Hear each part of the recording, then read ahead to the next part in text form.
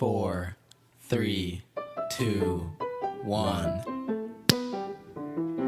You ready? Oh yeah, I'm ready, baby. All right. Welcome to the Beantown podcast. Join us this week for, we'll see, it might be a riveting conversation between the best boy Quinn, David Furness, hosting one of the top 500 Chicago podcasts. Quinn, welcome to your show. Thanks, Matt. How's it going? It's going pretty good. Not too bad. Can't complain. There's always things to complain about, but it's not worth it at this point, I don't think. The system, thunderstorms, pesky owls. That's true. Always... Pesky owls are the worst. Let me ask you this: what's we're going to be talking about quarantine quite a bit on for the next 4 hours here, but right off the bat, what's something this week that's really chapping your behind? That's really just kind of nagging you, scratching you right where you don't want to itch. Well, I would say the one thing that quite literally is chapping my behind is the working from home type situation, where I just find that I sit on my proverbial behind or ass, if you want me to just speak candidly about it. And I find I don't get many steps in throughout the day. Everything I need is really within an arm's reach in many cases. More so if I just spent my day on the toilet, because then you don't even have to get up. Just bring a laptop there. You can work from there. I think #poor Jennifer found that out the hard way. But yeah, so I would say that's the one thing that's probably harder on my keister. But as far as adaptability, I don't know. There's a slight sense of cabin fever, in which case I feel kind of reminiscent of the Shining type situation, where you just get trapped in a building, and it might drive you a little stir crazy. I don't feel like I've gotten to the dull boy type situation yet, though, so there is good news there. Well, if it gets to the point where it starts to feel like Saw, then I think you don't even worry about getting to the dull boy point, because that's if you're starting to consider chopping off your own knee or your leg just for fun, then call somebody. I don't think they ever did it for fun, did they? I'm going to be honest with you. I think I've only seen one of the Saw movies. Well, I've only really seen the first one, and no, it's not for fun, but it's that you kind of have to do it to live. So in a sense, it's like a choice. In a sense, it's kind of fun to live, depending on where you're at. Yeah. Let me ask you this: have you ever considered strategically placing all the different things you need for your work environment in different rooms of the house? So I'm thinking we can have, your desk chair in the bedroom, the laptop goes in the laundry room. You just completely move the toilet to the kitchen, I'm thinking. The toilets are not easy to move. Well, unless I were to do this like porta potty type situation. A little home improvement project like never hurt anybody. Yeah.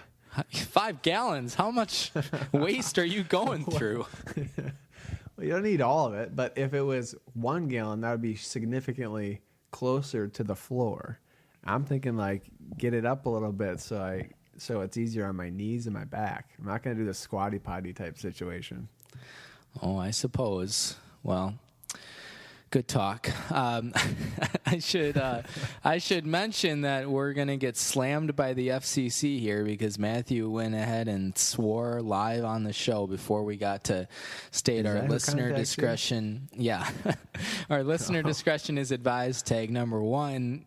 Matthew will oftentimes throw language out there before we've even had the chance to use our listener discretion is advised tag. And number 2, this podcast is objectively terrible, although it's always a whole lot more fun when we're joined by friend of the podcast and Beantown podcast legend and taxes and finances and health and nutrition expert in residence, Matthew Fiedler, who is so kind to join us many times on our podcast, but for this episode specifically, for our taxes episode, our annual taxes spectacular. I know what you're thinking, Quinn. In such times of trouble and strife, how could we possibly be thinking about shell companies and the Cayman Islands and W-2s at this point in time? But listen, I don't care if Trump pushed back the tax deadline or what, or however that worked. We're going to be digging into that in a second here.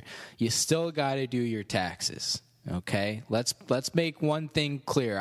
You stopped paying child support. You're not going to the gym. You're not recording your Scott Farrell audiobook now that you're quarantined, but you still got to pay taxes. There are some things in life that just go on and on and on. What's the saying is death, sex, and taxes. It's something like that. The only thing certain is death and taxes. I don't think sex is really for certain. Specifically for some people. Read that on the inside of a Dove chocolate wrapper. So if you were wondering how my diet's going, then that's all you need to know. But Matthew is so generous to join us on the podcast, and let's jump in right there. We're going to have a lot of time. I promise to chit chat about all sorts of things on this episode of the Beantown podcast. But first thing I want to get your not necessarily advice on, but just bring us all up to speed regarding the tax filing deadline this year. What's the latest news? What's going on with that? What do we need to know about filing our taxes this year in the face of quarantine and the current coronavirus pandemic? Well, I think the first thing would be there's not many benefits from this whole coronavirus type situation. There's just nothing good that's really coming from it. Except for maybe two things. One, hopefully we get a little bit more bipartisan type of cooperation with everybody, and you just kind of take one positive out of kind of a crappy situation, and people just kind of start respecting each other, which I think is kind of what the quarantine thing is all about, right? Respecting other people's health. And I might not be a carrier right now or be infected with it, but you just want to take yourself out of the equation. The second thing, which probably more so addresses your point, is what the hell is going on with when do we file? Well, the nice thing is you have enough time to kind of go through all your tax documentation now. You can procrastinate just a little bit longer than you could in prior years. It originally was pushed back, I believe. The tax deadline was pushed back for corporations. And then it was, you have to at least get it still filed on the 15th, or you could extend it. But now it seems like the new date is, I believe it's July 15th, if I'm remembering that correctly.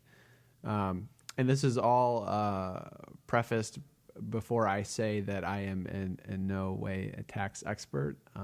I don't even do taxes for a living. I am an auditor, so my tax knowledge might be better than the average American that didn't take any finance or accounting classes, but it's not much.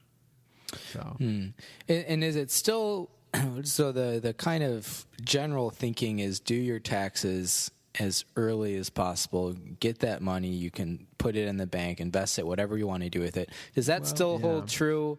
Should you still, if you're able to do your taxes right now, listen to this episode, should you go ahead and do them? Or is there any advantage to maybe utilizing that July 15th deadline and doing it a little bit closer to that date? I'm going to say, I think I said this last year too, and anybody who talks to me about taxes, I will tell them the same thing. You don't want to get money back at the end of the year, because essentially what that is, a tax return is essentially the government saying, hey, we had this money in it, you didn't really owe it to us, you overpaid, so we'll give it back to you, which is fine. But when you think about it, there's so many things that you could be doing with that amount of money too, right? You could have supported your local podcasts, or two, you could have invested, right? And I know it's not super enticing when the interest rates are really low, but one thing that I would encourage more Americans to do is I don't want to say take advantage of the situation because that sounds very cold and heartless, but the markets have really drawn back as of recent, which makes sense, right? Our productivity is quite low. Everyone's kind of inside. There's a lot of unemployment happening, so not a whole lot of productivity across the board. However, it's a great time to invest. One thing that you could invest in that I have, and I take it with a grain of salt. I'm no master investor, but the S&P is like at an all-time low, right? So even if you were to throw a few $100s or whatever you got in your tax return into that and just let it ride for a year, and it came back at normal levels, you'd make, just multiples of what you put in there.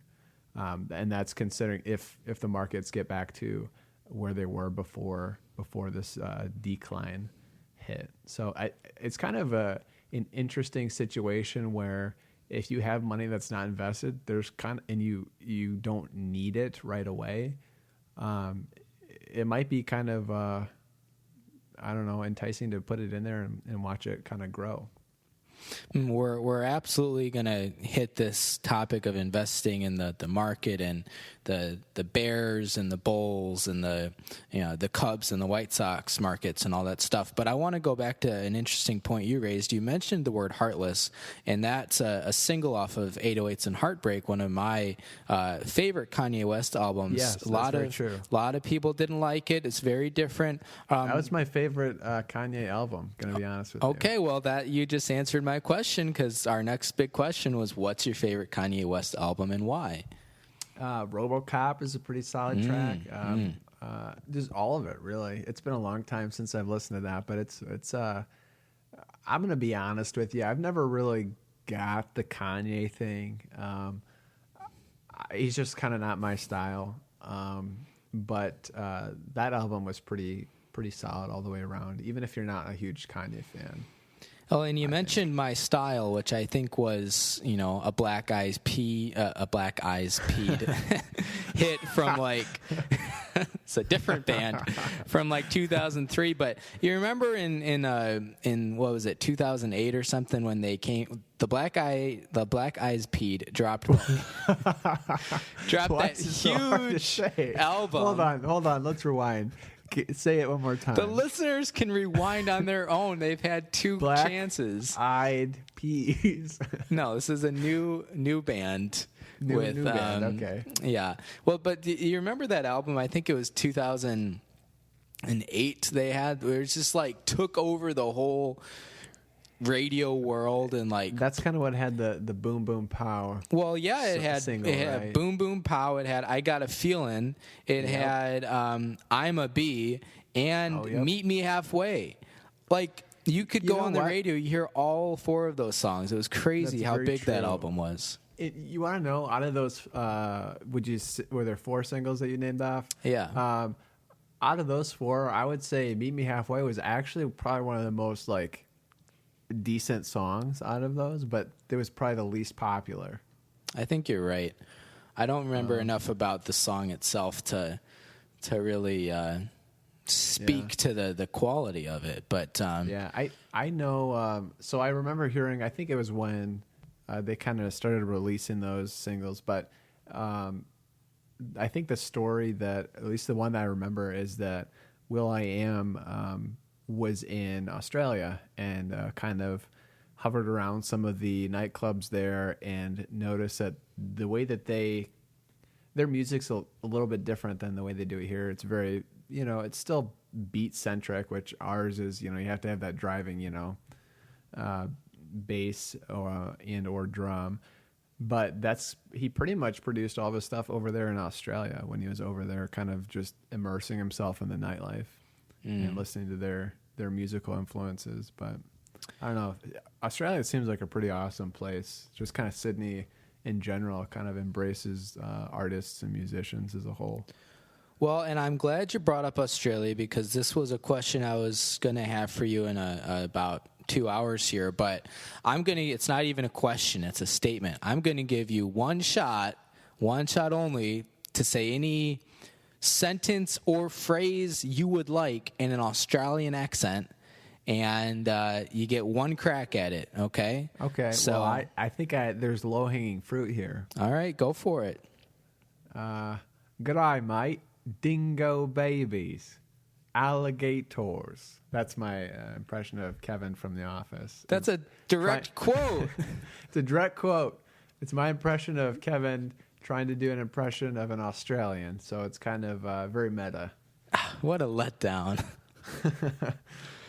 I was hoping you were going to throw some, like, Outback It's on the bobbin, commercials or something in there. Yeah, I can't do it. I can't do any. I'm going to be honest with you.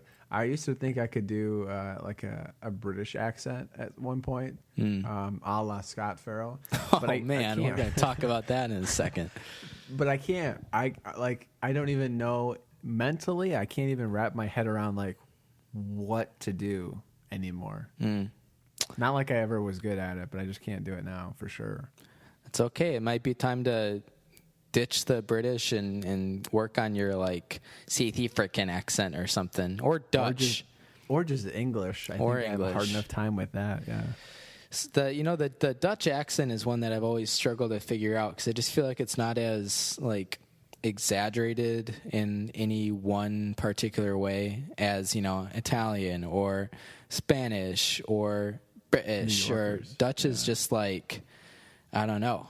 It's kind of weird. Well, the word is on the street that if you ain't Dutch, you ain't much. Oh, is that what they say? Yeah, that's what they say. Wow, in Dutch. That's a new one for me.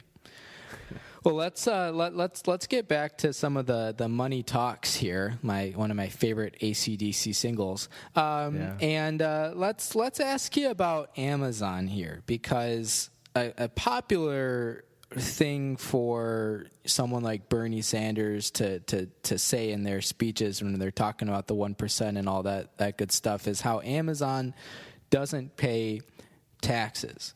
So for the listeners out there, if you could just give us a quick rundown of why that is, what it means, and how we can be like Amazon so that we're not paying taxes.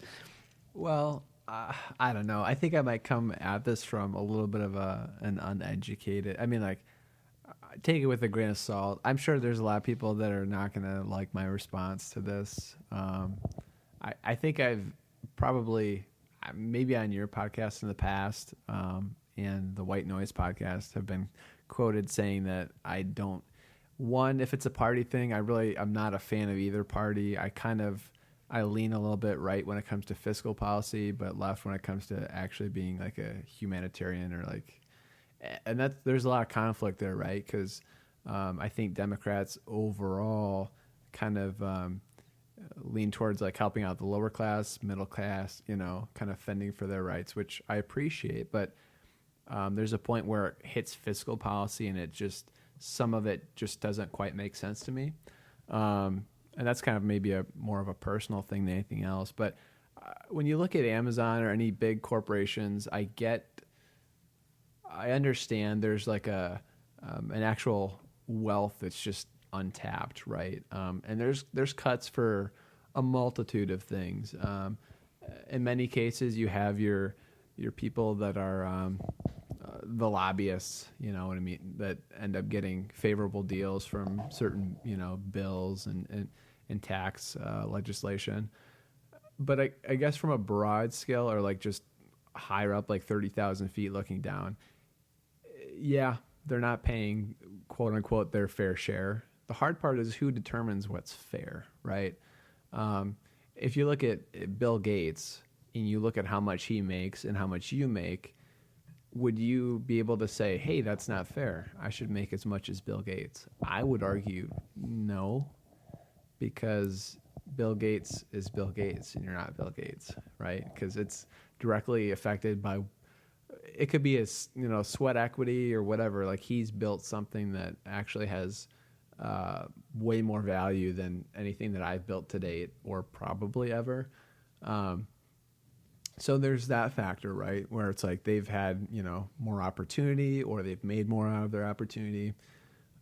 So there's one thing. The second thing is, and unfortunately this is the case, not every American will get the same opportunity to make something of themselves the way that Bill Gates has, or, they could be brilliant, but if they're stuck in a very unfortunate economic situation, they might not get those opportunities. That's the part that sucks. That's the part that's, it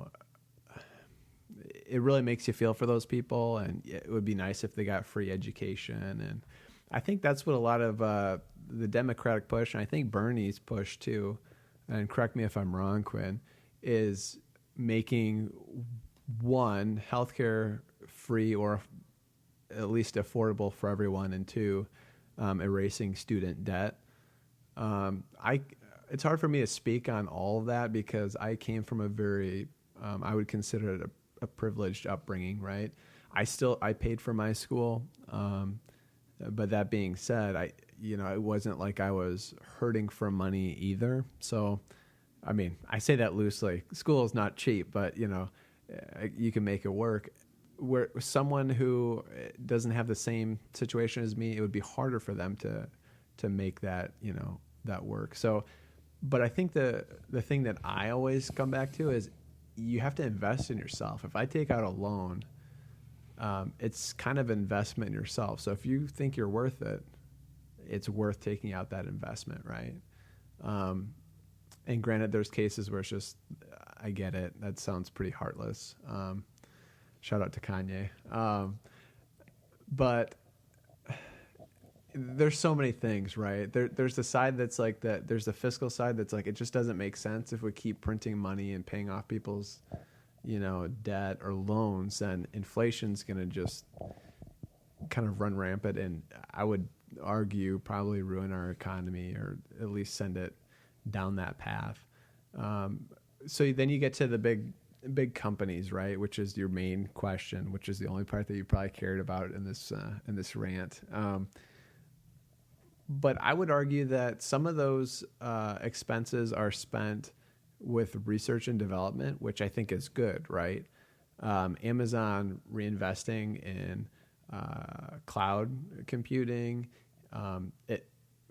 essentially it helps out the government, which is kind of nice because the government's not paying other people more money and increasing our taxes to pay for that. So giving them a tax break ultimately helps us out a little bit, I would argue.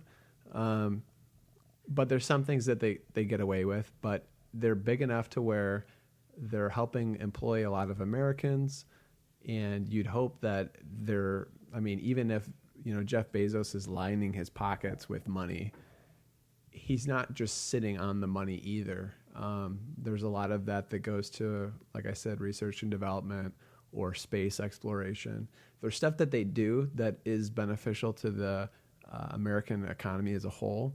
The hard part is, one, justifying that for the normal American person.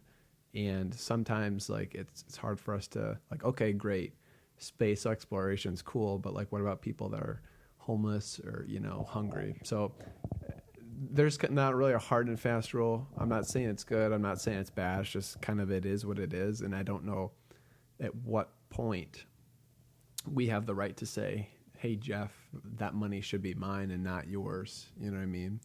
The what's fair, quote unquote fair, that's the hard part to kind of pinpoint or nail down, I would say.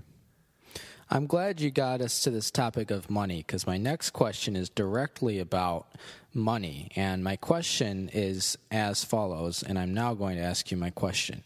So there's been a lot of talk in this country about getting rid of Andrew Jackson, taking him off the $20 bill, and replacing it with someone else. So let me pose the question to you.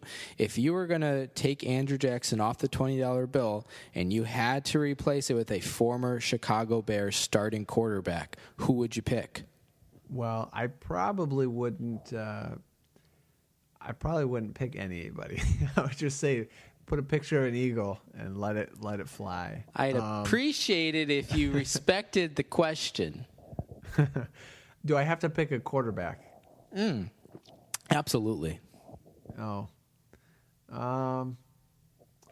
Just because I think it would be humorous. I think Jay Cutler. That would be. I would like that a little bit. Although that's probably it's worth more than his face, the currency. So I don't know. It's true. That's true. You ever who's he dating? Isn't he dating someone who's actually or married to someone who's Well, they have famous? He's on some sort of reality show. I don't know what it is though. I don't get cable. Which is he pretty much treated like his time on the Bears as a reality show. Maybe it's like Kelly Ripa or something. He's not. No, it's not Kelly Ripa. Maybe like a younger version of Kelly Ripa. So I'll answer that question by asking you this: who, just in general, not we won't isolate this to the Bears. Who would you put on the currency? Definitely McMahon. Go back to the '85 Bears. Guy was a badass. He just sit there on the sideline smoking and got his sunglasses and the Super Bowl shuffle. Man, that was good stuff. I don't want to break my fiduciary responsibility here, but one of our clients actually babysat McMahon back in California. Your clients? How old's your client? Like 90? I cannot disclose.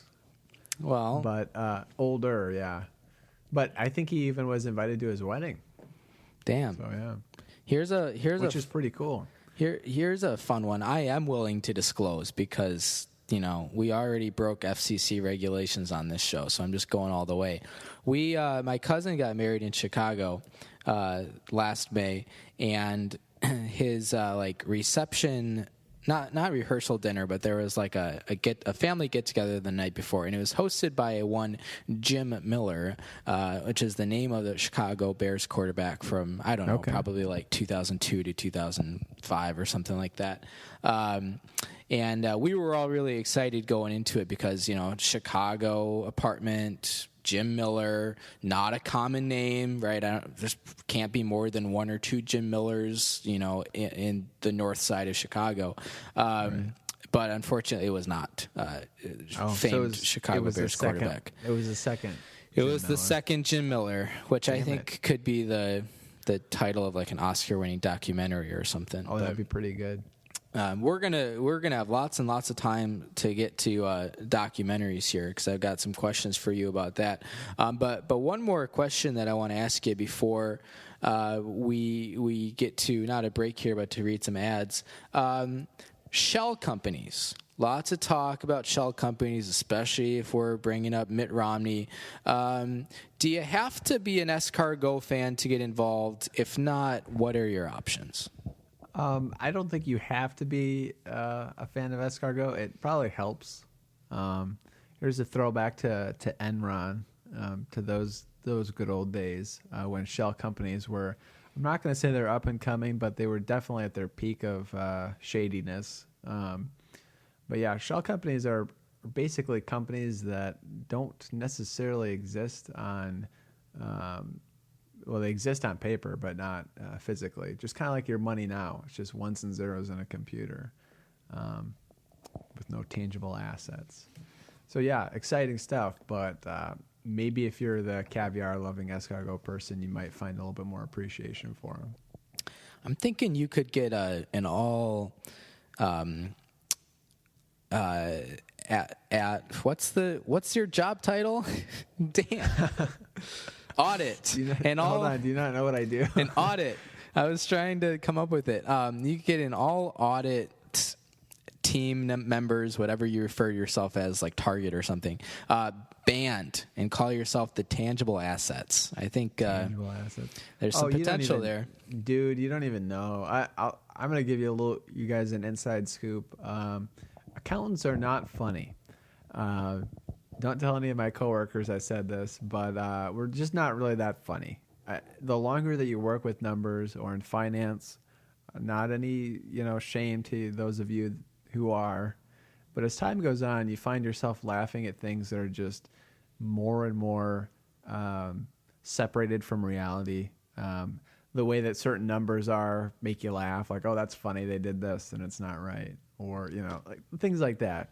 And that just makes you further understand like, oh, wow, I'm really getting deeper in this hole of like being nerdy and geeky. But at trainings, which you have to go to every year, you have to get so many credits in for like trainings over. It's not necessarily new regulations, although there's some of that in there too. Tax people probably have to go through a lot more of that than I do. But it's basically training for your level, right? So if you want to learn about like certain debt modification stuff or things relating to like group audits, so multiple companies, you'll take courses. But normally they'll have like quizzes, tests, and it's like table by table, and you have to come up with a table name because they try to keep it fun. And it's normally like LIFO, which, again, a lot of your listeners might not care about, but it's a way of, it's basically a type of inventory relief. So LIFO, the party, would be one team name, or asset kickers will be another name. It's really crappy. We come up with really, terrible team names, and we think that they're funny, but they're really not. So I think people have taken your suggestion. I'm sure somebody's used it at one point. Well, all I'm saying is if Blagojevich can have a prison band, then you can have a auditor band. Yeah, that's probably true. I tell you what, how his hair got so white. I don't remember it ever like in that mid phase. Well, they talk about how you become president and it ages you like crazy, but they never talk about going to prison and how much that ages you. It's the real deal. I think that'd be really stressful. Yeah, I would just go bald. I imagine. Probably. Yikes! No one wants to see that. It's very true. Have you seen these bald checks or hair checks that have been going around? You talking about the $1,200 check that they're sending to everyone, or no, something different? So this is kind of, I don't keep up with TikTok at all. I think it's kind of, it's a damn shame that kids these days are into it. That right there also tells you that I'm just an old nerdy person at heart. But one of the things that's been going around, I think, is called a hair check, which basically you take your hand, put it over your forehead, and like keep going back until you can see your hair to see like what you'd look like bald, and you start realizing how far back your hair actually recesses, like because your bangs really cover up quite a bit of your forehead, and then when you pull it back, you realize how bad you'd look bald. I would look really shitty. I'm gonna be honest with you. My head is not shaped for baldness. It's very pointy. I've heard that sentiment before out of your mouth. I think you could rock it. Just meanwhile, I feel like, and I only say this because recently you've posted videos of you in various stages of undressed, and with like a hairband, kind of pulling your hair back a bit.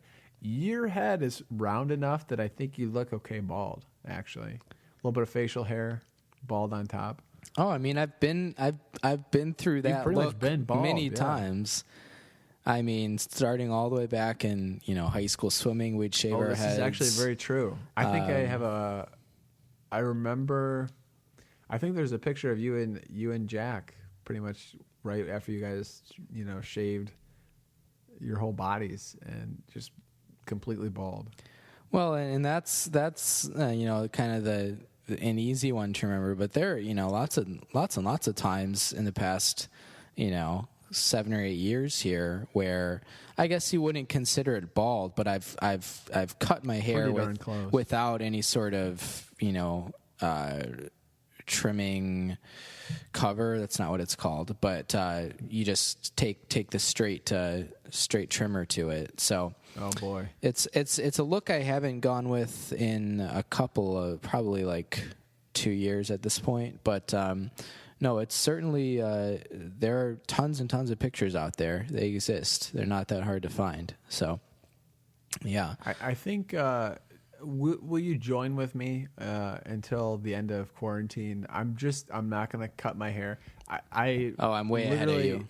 Okay, I have right like maybe the week before it started, I got a haircut and I have shaved off all facial hair, and I've decided that I'm going to carry it on throughout the full length of the quote unquote quarantine. It's like you're playing for the Stanley Cup. Yeah. Well, I tell you what, I think I last shaved, or not shaved, but trimmed the sides and the back of my head probably sometime in February. But I've been letting the top grow for many, many months now.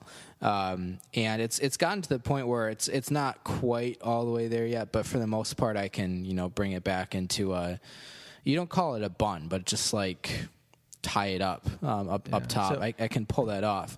But the one other thing I'll mention before I let you take it back, I am shaving the back of my neck just because then you just look like a werewolf, and I hate it. And I'm also trimming my neck beard pretty consistently, like once every 4 or 5 days or so, because that's just not worth it to me. Like, it gets so... Nobody likes neck beard. Nobody likes it. It gets very scratchy. It also, if you're listening, you've never really had a neck beard before, but it will get like caught in your shirt and stuff, and it's very, very painful. Like, and you just have to move your head real quick to just get it loose. It's very uncomfortable. So yes, with those parameters, I'm with you 100% of the way, and I haven't shaved or touched anything other than my neck beard in the past 2 weeks. Okay. One thing I was going to ask, now you normally keep a pretty well-kept head of hair. Who does your hair? Oh, I'm glad you mentioned it, because we're just about ready to read some ads here. Did you like that segue? It's all me. It's all Cuts by Q. Yeah. And if you're ever in the market for a post-quarantine haircut, then I got an extension cord that's almost long enough to get out to Brockton. I tell you what, that it's like 10 feet or something. Oh yeah. It's good. I'll jump rope with it sometimes. Double Dutch. Do you do facial hair as well, or do you just do head hair? Oh, I might. That's kind of turning into a little bit of like Sweeney Todd right there, but maybe. Well, then hard pass. I've never seen it. Don't tell me how it ends. Well, let's read some ads here, and we'll give Matthew a chance to take a break and sip on some SLS cutting orange juice or something if he's got it. Oh, I wish. Whiskey and Coke, man. I'd encourage you. Oh, we'll talk about that too. I encourage you to stick around for the second half, because we're going to be talking about something related to Central Christian, which is in turn related to SLS Coating Orange Juice. We're going to be talking about Scott Farrell a little bit in the second half of today's program. We'll be talking about Matthew's quarantine habits, including whiskey, Coke, and sort of how they compare to mine, how they're different, how they're similar, all the stuff going on there. And maybe we'll have a bonus taxes or finances related question or two. But I'll give Matthew a quick break. I'm going to read some ads here. I'll keep it pretty short, I promise. And yeah, Matthew, if you want to sing the Cuts by Q jingle with us at the end, just help yourself. Jump on in if you want. I would love it. All right, I'll meet you there in about 90 seconds here. Home Pride, Oregon. Are you tired of selling your house for less than a quarter of what it's worth, all because you couldn't find a reliable home inspector in time? Well, Oregon listeners, there's good news. Home Pride Inspection Services in Bend, Oregon is Central Oregon's hottest new home inspection provider, with inspection services including things like heating and cooling, roofing, plumbing, and so much more. What happened to my ad here? Oh. I got it. Home Pride Oregon is both contractor certified and home inspection certified, so you're getting the good stuff.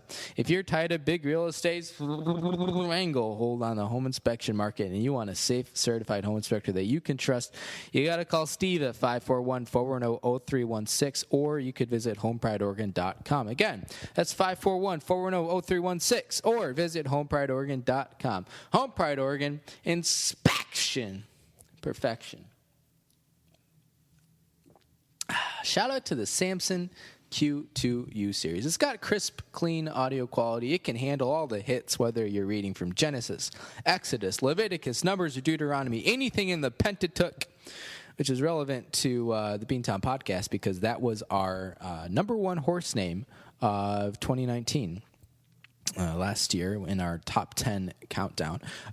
We will, in case you're wondering, we will certainly have a top 10 horse names podcast for 2020. Now, everything's up in the air because of Corona, and the Derby has been, I think, just like postponed indefinitely, although I haven't seen the latest press release on it. And I assume same goes for Preakness and Belmont. We will have that special for you. I know people look forward to it every year.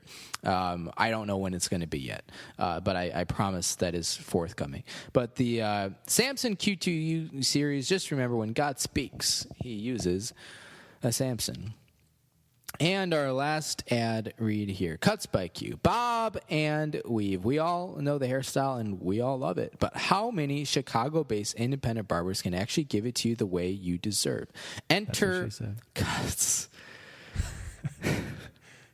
Every time, man. Enter Cuts by Q. It's like Enter Sandman, just a little different. Cuts by Q has been independently owned and operated since 1995 and is probably one of the better barbershop operations serving Chicago, Cook County, the greater Chicagoland area, including Northwest Indiana. From beehives to bangs, faux hawks to flat tops and everything in between, you gotta call Cuts by Q at 815-298-7200, or you can email cutsbyq@yahoo.com. Again, that's Cuts by Q. Excuse me. Cuts Q-U-T-Z by Q. I misread the ad here. It's my first time reading it. Give me a break. By Q@yahoo.com. All right, if you're ready to sing with me, I'm going to start on this pitch. Why so high? Oh, and you need a fresh do, something snappy and new. Just call the experts at Cuts by Q. I didn't really hang out with you towards the end. That was worse than the Beantown concert series. Oh, man, throwback. That's one of those episodes I refuse to listen to. Yeah, maybe if you gave me some song selections, like maybe 6 months in advance. You had all day to learn them. Yeah, I'm a slow learner. So the primary reason I don't listen to either the concert series or I really don't listen much to the episode we did immediately following that, which that episode has some good comedy in it, but it just reminds me of how miserable I was that whole experience, because I was coming down with a real bad cold and it wasn't fun. So that's why I avoid it. We also mixed some whiskey and coffee, and the proportions were not great. It was pretty bad. It was pretty bad, and then it got cold, but we still drank it. So not good. It reminded me. This isn't something I think about very often, but when I was a freshman in college, back in these days, you went to college, you had in-person classes. It's different than what you'll find today. Stone Age. But I came home, I think, for holiday break, Christmas break, which if you go to DePaul is about 6 weeks long. And my first year only of college, I went back to my parents' house in Cherry Valley. I think their last year living there, and was just there for 6 weeks. I wasn't working. I don't really remember what I did all day, but I was just there. And I had noticed in one of the kitchen cabinets that my parents had this bottle of vodka, and I don't recall the brand, but it was like a classic brand that we used to, very cheap, that we used to buy all the time in college, that had lots and lots of like fun flavors. I don't remember what the brand is, but start with an S. I don't know, man. Start with a K. It's not Skoll. Or Svedka, whatever it is. Skoll is something different, I think. Yeah.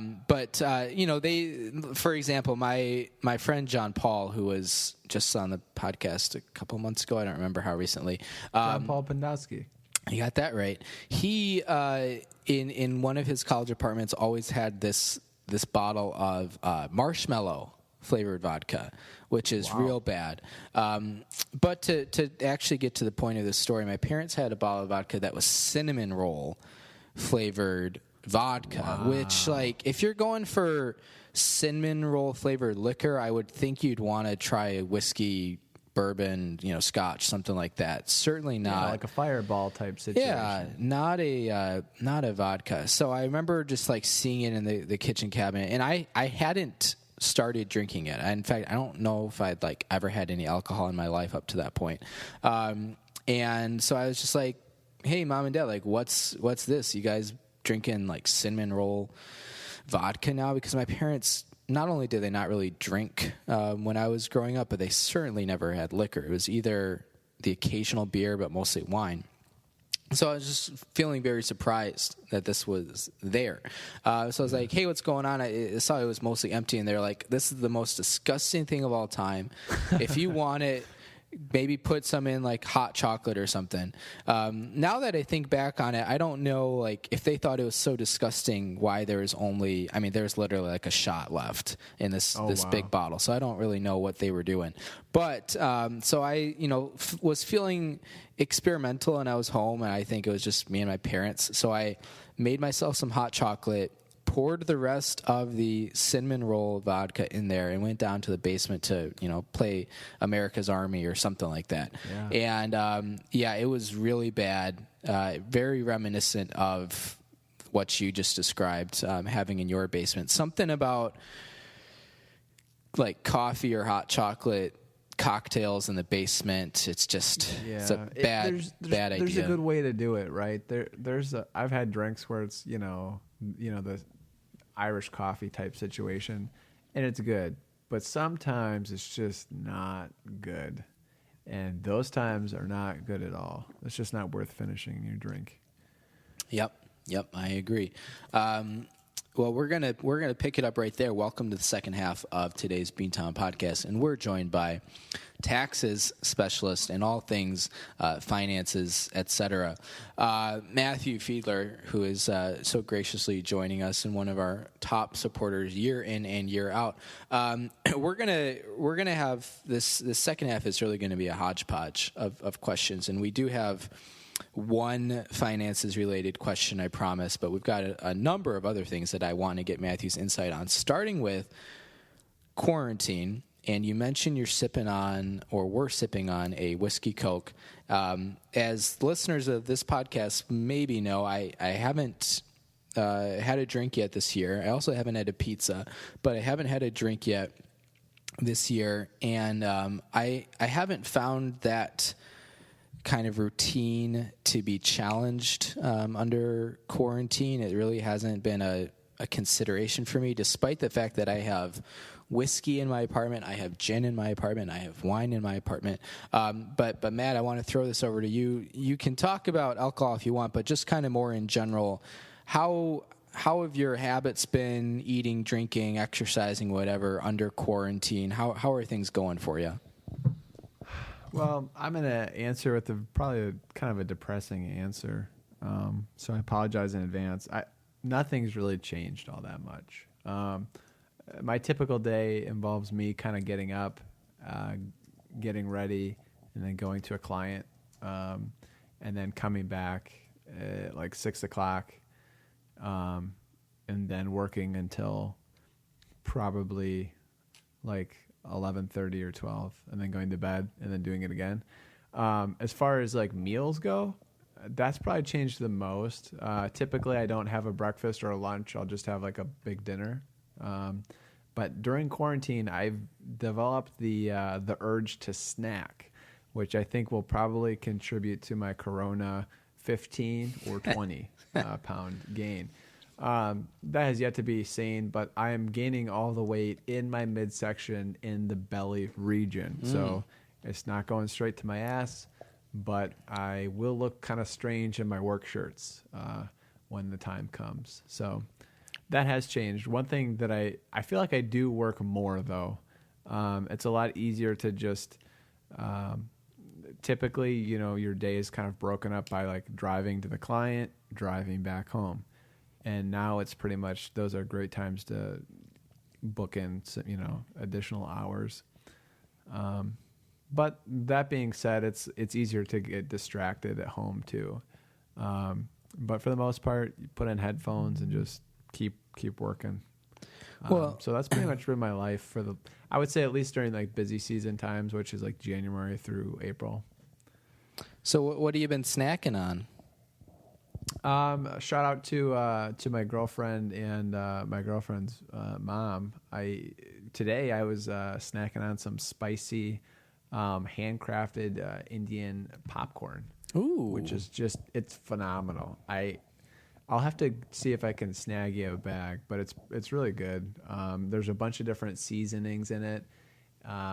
And I think there's this like flat bread type thing called papad. I don't know if that's accurate or if I'm butchering it. I know I probably am, but it's really good. It's a little spicy. I've developed a knack for spicy snacks. Spicy Cheetos also is good, but it's only good later in the day when you don't have to type. Otherwise, your fingers it's not a good mixture of eating and working, you know? I feel you there. Is it spicy enough to the point where you're needing to blow your nose, or does it not quite reach that level? Well, keep in mind that I am a very pale white male. And so, yes, I guess that's kind of the short answer is yes, I will blow my nose. The popcorn isn't too bad. Like, it's not like, oh, I need water type spicy. But also, I remember thinking that when I started, like, eating spicy food. So I think you can build up a tolerance to where it's not really that bad. I see. Very good. Well, popcorn, I think in the grand scheme of all the things you could be snacking on, it's actually not that bad. Another, thing that if you're going to snack, it's not the worst thing in the world to snack a ton on this, although you don't want to overdo it, is nuts. And I only bring that up for a segue into our next conversation, in which I say, speaking of nuts, Scott Farrell. So that brings us to Scott Farrell, if you followed what I did there. It's a classic, age-old interview trick. So Scott Farrell's book, Scott Farrell's biography, or Triumph, Tears, and Tales of the Stage, written by Scott Farrell.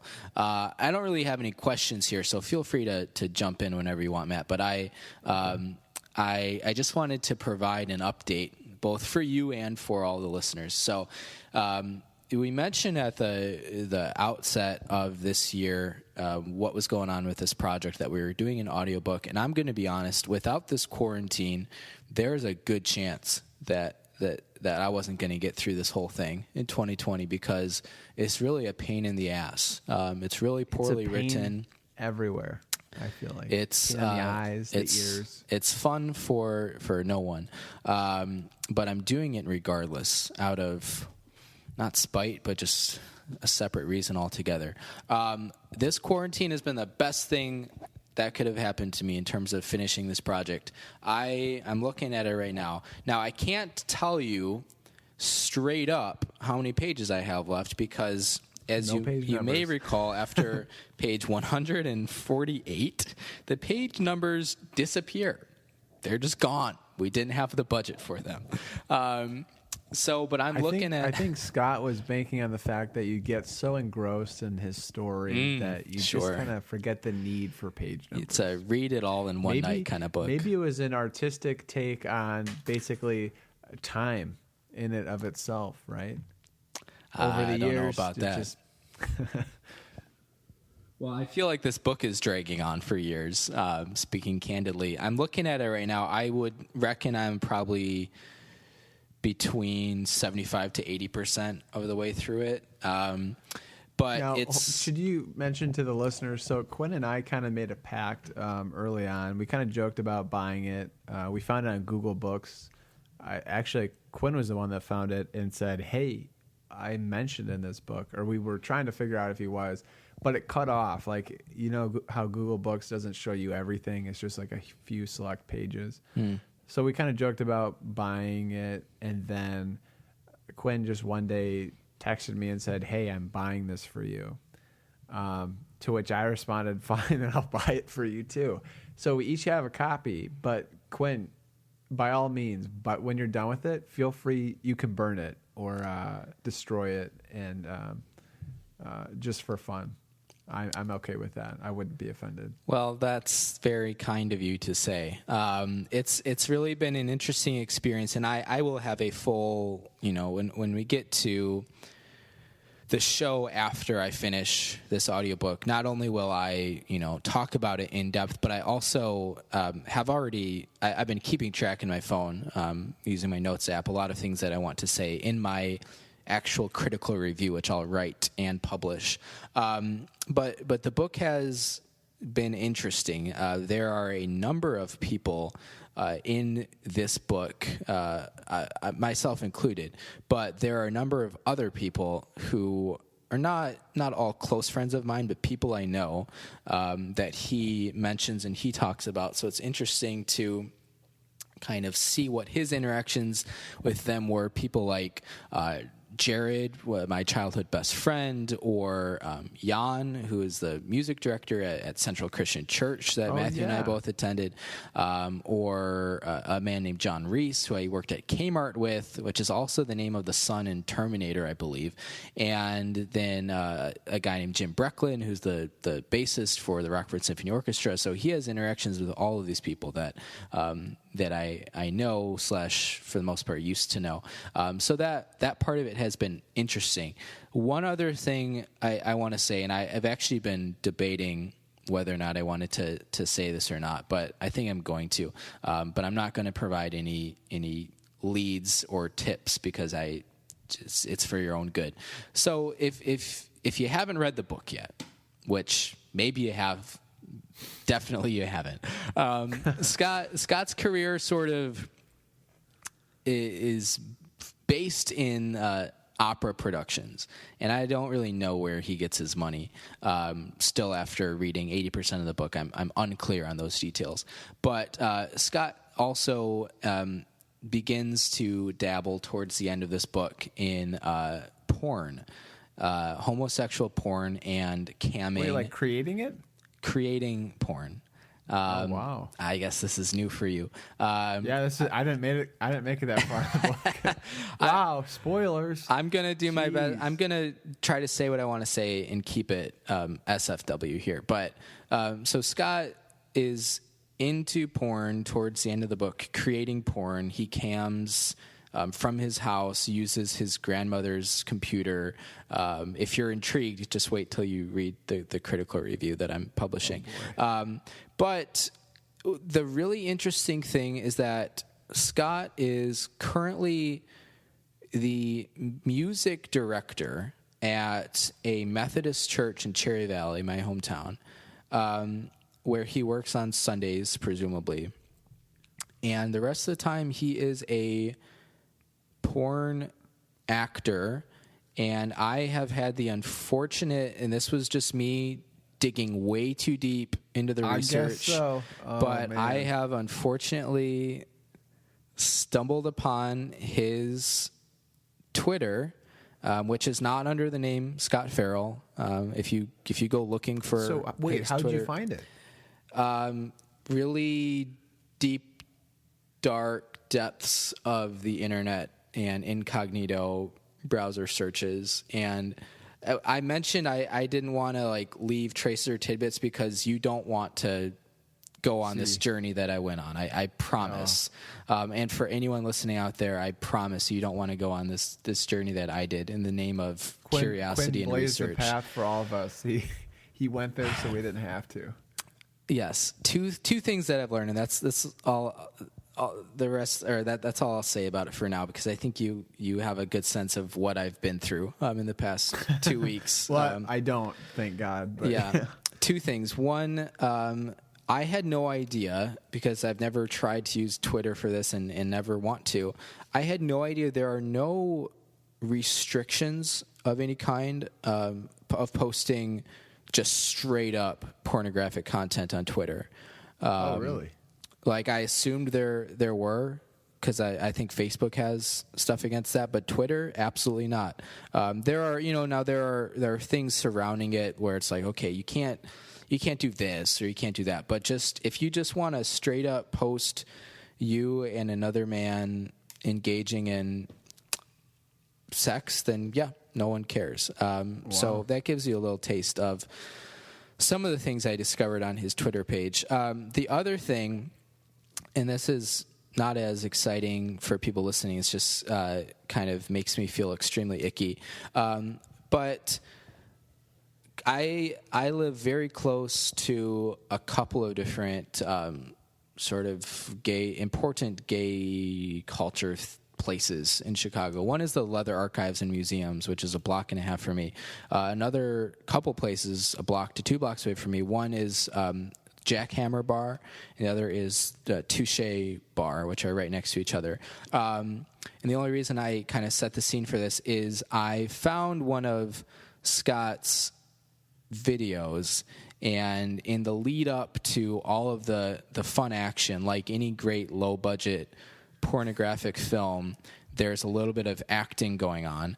And lo and behold, the shot of Scott meeting this other man on the street is literally taken a block west of my apartment on the street. My gosh.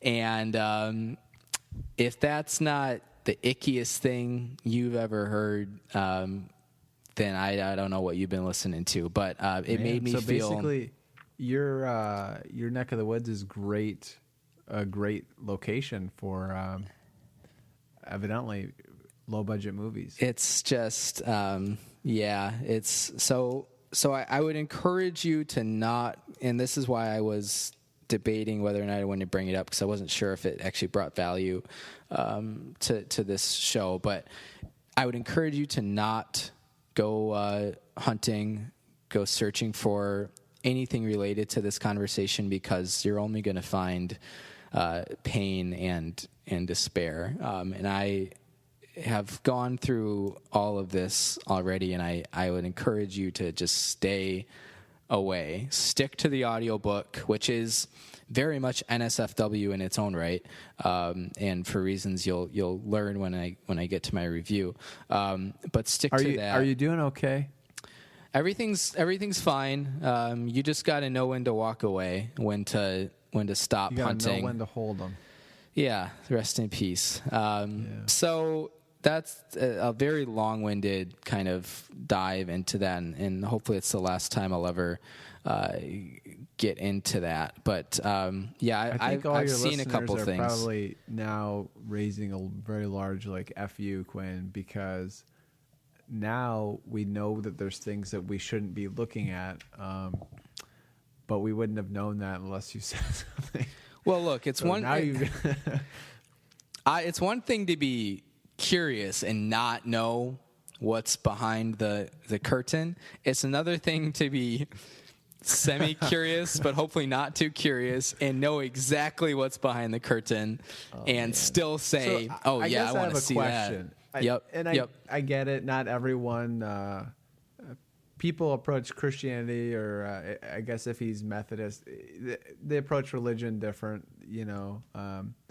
and I'm not going to be one to judge or anything. But I guess my question is, that's quite a deviation from, I guess, your typical. Is he like a worship leader? He's according to the Cherry Valley UMC website, he is a music director. Yeah, I would think that's probably not. They wouldn't be a big fan of that, but I mean, then again, I guess they probably don't know, and he keeps those two portions of his life very separate. Well, this is something I've thought about a little bit too, and the way I would feel, I think if I was, a member of that congregation, is I wouldn't take any offense in any way if Scott was simply a member of the congregation, because I think that should be open to anyone. Right. If he's leading people. Where I take an issue is that he's leading people. He's a paid employee of the church. In a way, they're directly supporting this other lifestyle of his, because based off of the footage I saw in my deep, dark internet search, I can't imagine that he's making much money off of this other venture. So that's really where it kind of bugs me a little bit more. And unfortunately, I had another thought that I wanted to share, but it has since escaped my mind. But yeah, it's I don't know. It's really interesting. What you can, if you, I don't think this is on his YouTube page, but it was bringing it back to the music, which is all where this all began and was all started. My only actual relationship with him was because of music. There is a clip of him singing the national anthem at a certain event/contest that he attended, and watching it just reminds me of just how bad of a musician he like legitimately and actually is. Really? And you probably, no one listening knows this, but he tried to go to NIU for music. He failed out. He doesn't have a bachelor's degree.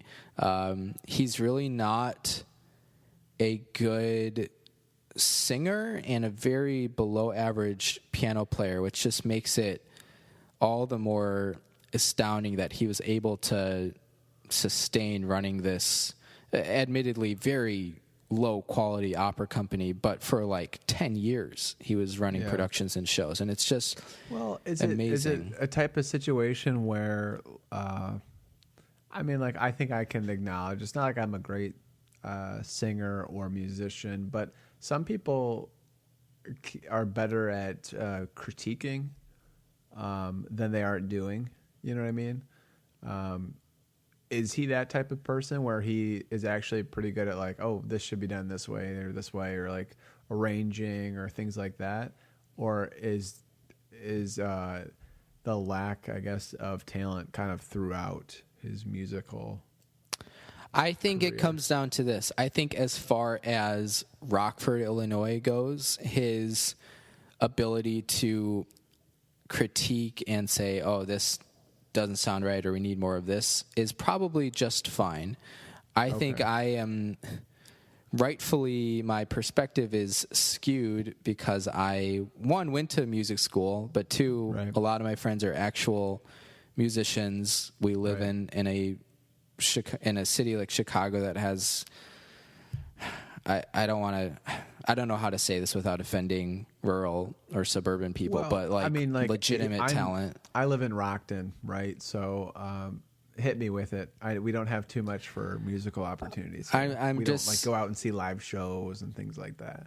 I'm just saying, I'm not trying to say Chicago is better than Rockford, but if you took Scott's talents and abilities and he tried to operate in Chicago, it would just be like, this is a joke, which it is. That's the thing about bigger cities and why they end up being like we're better than you for the smaller ones. It's not that they're better; it's that there's so many people to choose from that the people with talent very quickly become noticeable, and everybody else just kind of gets separated from the pack. I feel like.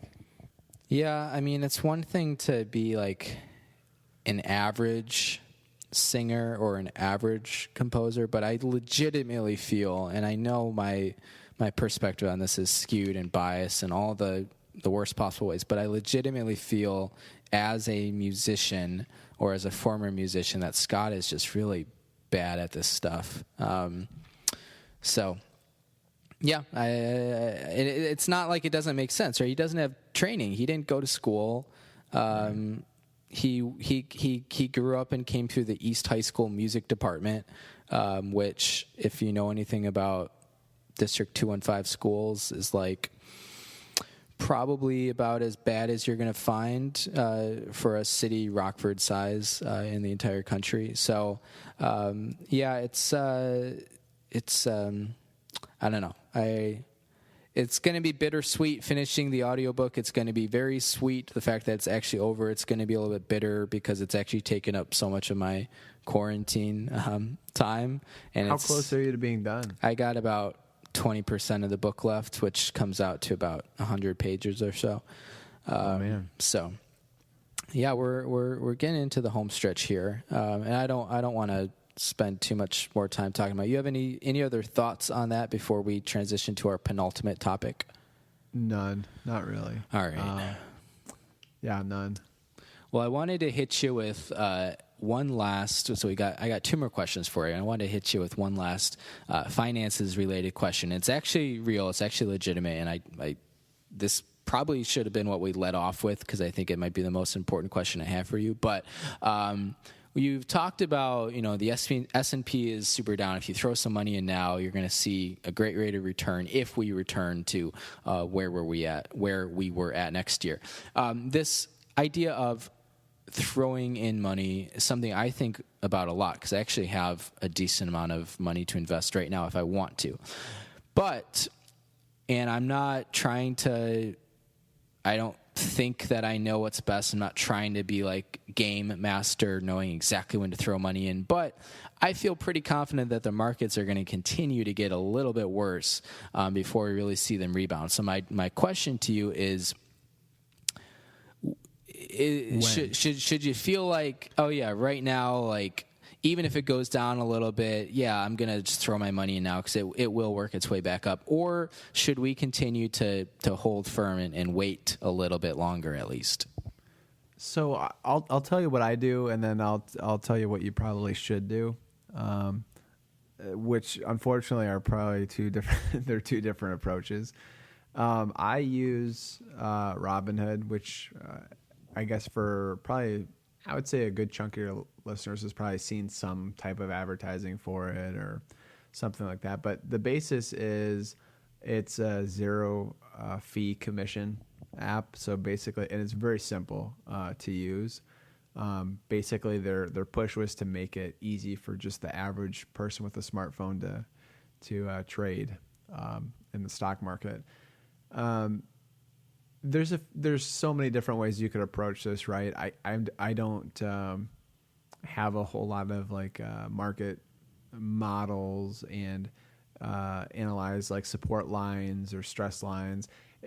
I don't. It's just more so just kind of gut feeling and watching the market. The problem is if I were to stand back and look at the market, we came off a pretty good stretch there for like the last maybe 2-3 days. Granted, when this comes out, it'll maybe, a few days will have lapsed, but I would say like the 25th, 26th were pretty solid days. Today, there was a little bit of a retraction or depression in the market.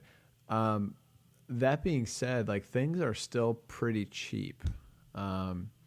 One of the stocks that I've looked at is SPXL, which is the bull for the S&P. And so in essence, whatever the S&P on average does, it does 3 times that. So if it goes down or decreases 10 points, obviously this stock goes down 30 points. So that can really kill you if it's going down, right? But if it's going up, it's awesome because you're getting 3 times the return. That being said, you can get kind of crafty with stop losses, which is where you set basically. You can do this, and I think Fidelity has them as well if you use Fidelity as your broker because they have zero commission trades as well. But the way that works in Robinhood, at least, is you can set up a price that you want to sell at. So let's say I bought it at $18 a share and it went up to 25 and it's going up, and I wanted to lock in some of those gains, right? Because I don't think it's going to stay at 25. I think it's going to drop like a rock. I would probably set a stop loss at like 24 or 24.50. So when it hits that point, it sells, and then I can buy back in after it goes lower. And that's kind of what I do in practice, or I have done. Now, I would probably not advise doing that, especially if you don't actively watch the market or check it every day, because it's an easy way to get burned too. It could drop below that price and sell, and then immediately jump back up, right? So you've lost all your shares and you've lost that last drive upwards. So you're trying to time the market when it's just, you can't really do that. That being said, my stocks, I'll just kind of bring in a personal example. That happened to me where I had like 400 shares of this stock. and it sold off and it immediately went back up like $1 or $2. And now I'm not investing all of that money back into it. I'm slowly, like every day, I buy like 10 shares or 15 shares and slowly get it back, because my thought is it could go up, it could go down. Ultimately, I think in the next month or two, we haven't seen the last of the economic effect of the virus or people being out of work, right? So I think that we're probably in for a little bit of a rougher stretch of it. So what you can do in anticipation of that is just buy a little bit each day. So on average, your trending or your cost basis will be going down. And it basically splits the difference between you trying to just wait and time the market and buy it when it bottoms out, and essentially just kind of blends that trend curve. And your cost basis will ultimately still be pretty low on average, but that's probably the one way that I would suggest doing it. Wow, very wise words, and I don't even have anything I want to add or follow up with, because we got into territory where I just have no idea what's going on. So that's why you and me both, man. You and me both. Well, that's great that you said that after all that inspiring advice. We're joined by tax expert and resident in-house genius, Matt Fiedler, and we've got one last question for him, and one that I've been holding off on for a long time. I've been looking forward to asking him about it. I know what this is going to be. I don't think you do. I think I do. Wait, because it's very, very random and has nothing to do with money. So I really... Oh, yeah. Yep. No, I think I know what it is. All right. I feel like you're going to say, oh, yeah, that was it, no matter what I say, just because you're backed into a corner. I'll say it first. Okay, what do you think it's going to be? I think Quinn's going to say, where the hell is the camera that you said you were going to send me? No. It's absolutely not that at all. It's a much more like lighthearted thing. I had considered asking about the camera. I didn't want to. I called it out. We've got enough troubles going on right now. We'll table that for later, maybe next year. Here's what I really want to ask you about. What the hell is going on with this Tiger King thing? Help us make some sense of it. Dude, what's happening? I'll tell you something. So my head is pretty much in the sand when it comes down, like to January, April. Like I really don't know what's going on in the world. The only reason why I know that there was a virus is because we were told to stay and work from home.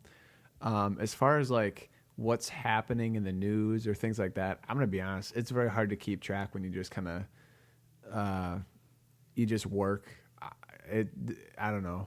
It doesn't, like during the summer, when it's a little bit slower and you're just putting in like 40, 45 hours a week-ish, you can live a normal life. You can get on Facebook, Snapchat, all that stuff.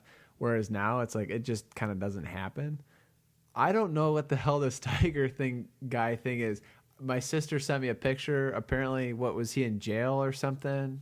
I don't know. Some weird hair. I don't. Oh, he's got very weird hair. But he has like a show. Well, I watched the first episode today, and frankly, after watching the first episode, I'm not, because there's 7, I'm not like, oh, I got to watch this now. I'm only going to watch it because everyone is talking about it, and I just want to feel part of something. Like, have we run out of things to watch during the quote unquote quarantine stuff? Or I don't know. Maybe it gets more wild after one episode, but basically this guy, and what I was watching today was like all footage from 2015, so it's way behind the times, but essentially he owns a private zoo, and he's got really crazy hair. He's down in Oklahoma, and he's maybe not currently, but like in 2019, which is the other like year they were showing on this first episode, he is in prison. They don't really share exactly what he's in there for, what happened, or whether or not he's out currently. But he had a TV show that wasn't even a TV show, just like an online thing that he would broadcast to whomever wanted to watch it. So in a way he has a TV show, but he's not really like a TV star by any stretch of the imagination. I don't know. I'm only going to do it because it's literally, I've had multiple people text me about it, and I really don't know what to say. I quickly kind of looked it up here. One, the hair, just kudos, man, for doing that. The Tiger King, Joe Exotic. Maldonado. They just call him Joe Exotic. Joe Exotic. The star of the new hit Netflix series has filed jailhouse lawsuit against the feds and is asking President Trump to pardon his conviction for orchestrating a murder-for-hire plot on a rival and violating the Endangered Species Act. Wow. $94 million dollar fine from the U.S. Fish and Wildlife Service. That's a pretty hefty fine. Yeah, that is pretty... Wow. We'll see if he's as lucky as Blagojevich. The polygamist issued a call for a pardon from Trump. Wow. I don't think he quite has the same political capital that Blago does, so it might be tougher. The other issue is I feel like the people who would actually like appreciate this guy being pardoned are already in all of the red states. So I'm not really sure whether or not Trump would actually do it, but yeah, we'll see. I'm made of questions.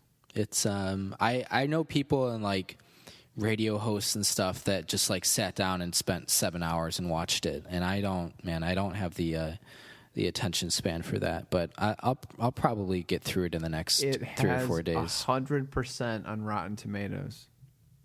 That's well, I'll tell you this, and I can't really explain it right now. I'd have to think about it for a little bit. But Rotten Tomatoes, like their score meter it's way out of whack. It's very I don't understand like not represent. It's not like 100% of people thought it was great, or like 79% of people thought it was great. It's like 79% of people gave it a favorable review, which is like a black and white thing or something. So yeah, I've been like, it was like a trivia night or something where I got burned on like this sort of definition that goes into Rotten Tomatoes, but it's weird. I don't remember exactly how it works. So I don't really use Rotten Tomatoes at all for anything. I just read actual qualitative reviews because I think the numbers are just kind of silly. But my last question, I guess, before we wrap it up here, because we're almost 90 minutes in.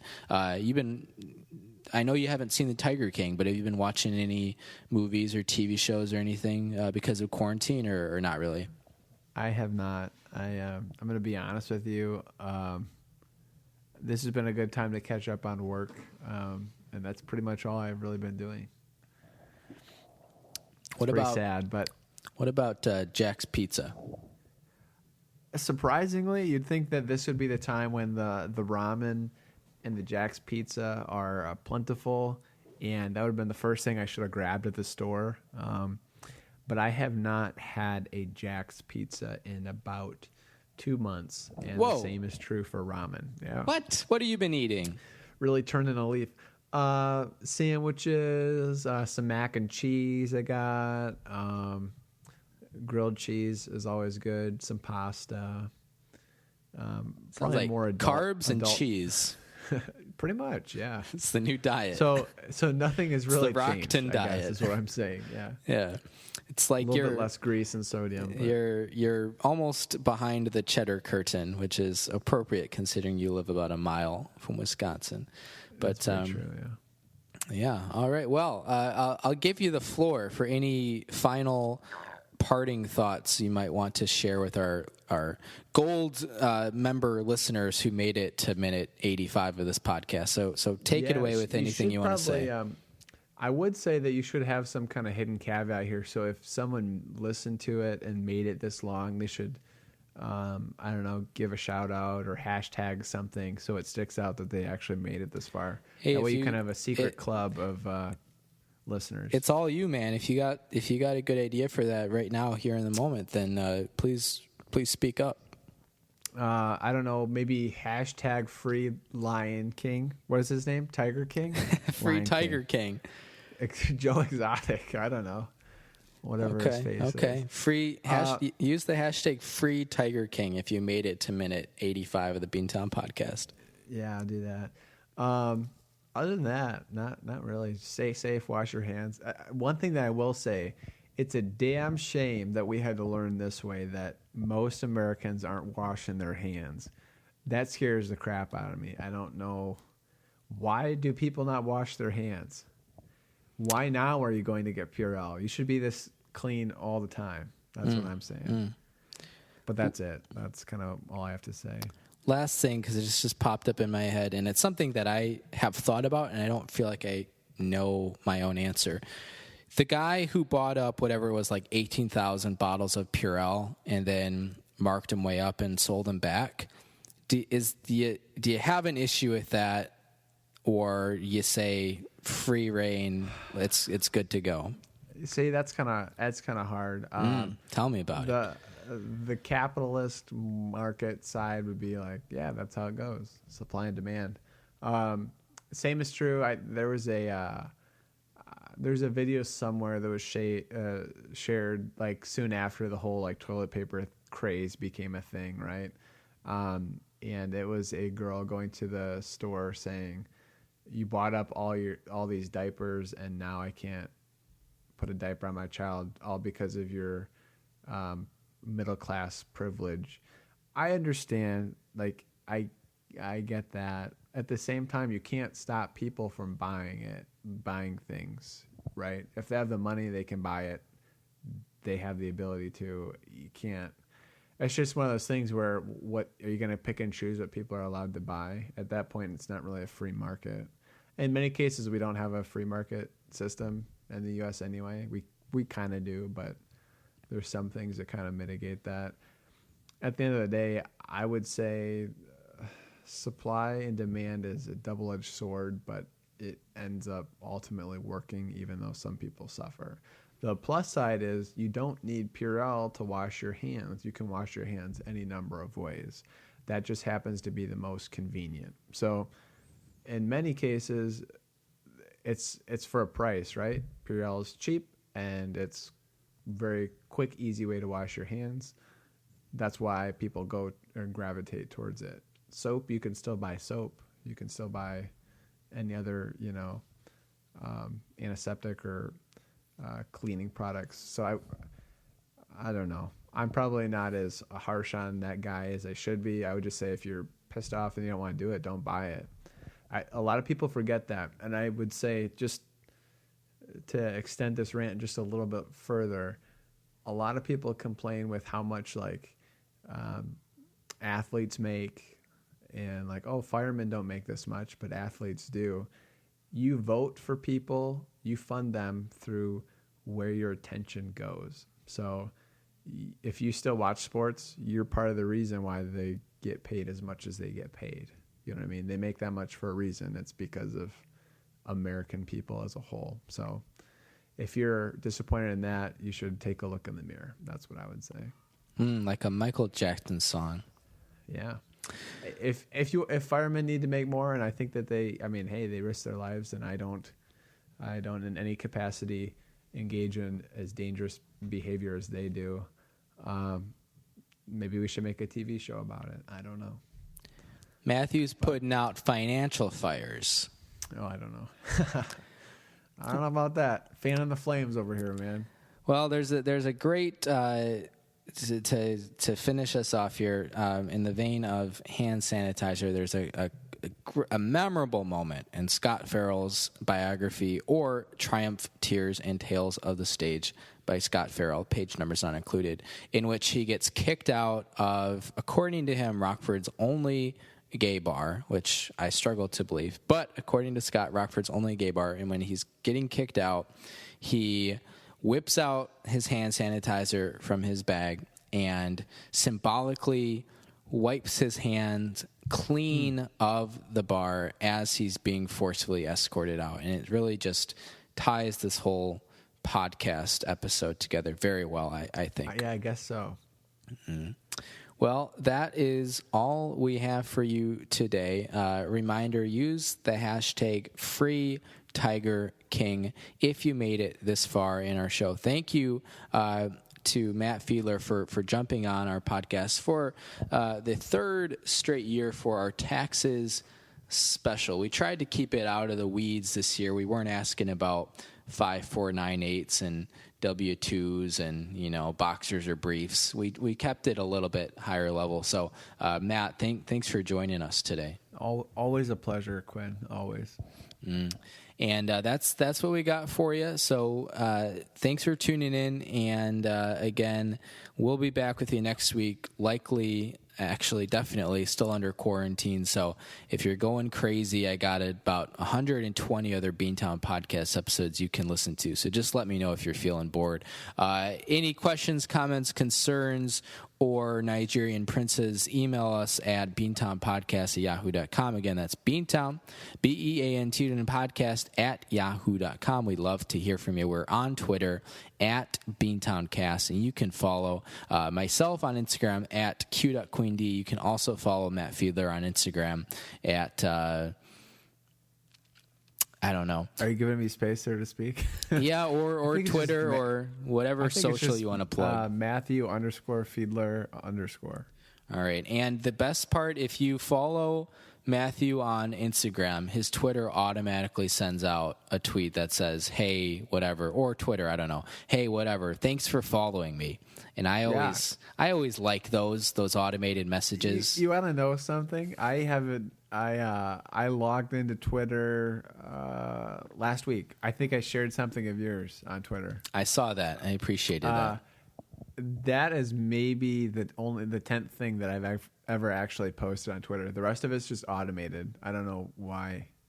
But it's like linked to my YouTube, so it like shares whenever I upload something. That's what it is. Yeah, it's your YouTube. Yeah, and then it shares whenever someone follows me. And then they think that I've actually said it, so they're like, yeah, no problem. ... That's why it's not me. That's why you're so popular on Twitter. The fans can't get enough. Okay, that's actually what we got, and I'm gonna end it now. So thanks, Matt, and he'll be back before too long.